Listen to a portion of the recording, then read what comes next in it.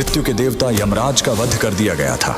जी हाँ, उस दिन मौत को खुद अपनी मौत देखनी पड़ी थी और उनका वध करने वाले कोई और नहीं बल्कि स्वयं कालों के काल महाकाल थे। सिर्फ अपने एक 16 साल के नन्हे भक्त को बचाने के लिए महादेव ने यमराज की छाती पर ऐसी लात मारी कि यमराज के प्राण निकल गए। कहानी शुरू होती है महान शिव भक्त ऋषि मृकंडु और उनकी पत्नी मरुदवती से। सब कुछ था उनके पास, लेकिन एक ही दुख था, संतान का न होना। उन्होंने शिवजी की कठोर तपस्या की। भोलेनाथ प्रसन्न हुए, लेकिन उन्होंने एक कठिन शर्त रख दी। उन्होंने पूछा, तुम्हें कैसा बेटा चाहिए?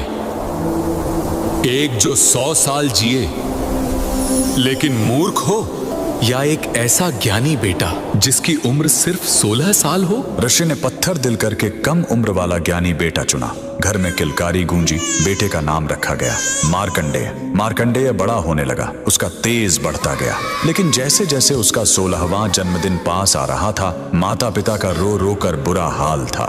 जब मार्कंडेय ने कारण पूछा और उसे अपनी मौत का सच पता चला, तो वो नन्हा बालक बिल्कुल नहीं घबराया। उसने कहा, मैं उस महाकाल की शरण में जाऊंगा जो मौत को भी बदल सकते हैं। वह घर छोड़कर एक पवित्र और सुंदर नदी के किनारे आ गया।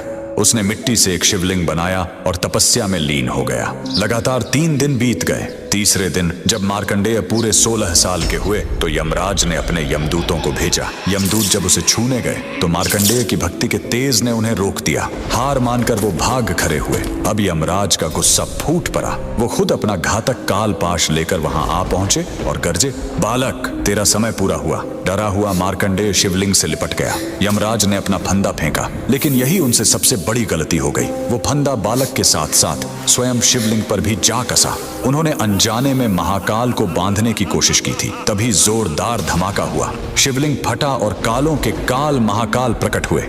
उन्होंने गरज कर कहा, मूर्ख, तूने मेरे भक्त पर वार करने की हिम्मत कैसे की? महाकाल ने एक जोरदार लात यमराज की छाती पर मारी और अपने त्रिशूल से वहीं यमराज का वध कर दिया। उस पल दुनिया से मौत खत्म हो गई। शिवजी ने मार्कंडेय को अमर होने का वरदान दिया। बाद में सृष्टि का संतुलन बनाए रखने के लिए उन्होंने यमराज को भी वापस जिंदा किया, लेकिन इस चेतावनी के साथ कि वो शिव भक्तों से दूर रहेंगे। उस महाशक्तिशाली महादेव के लिए कमेंट में हर हर महादेव जरूर लिखें।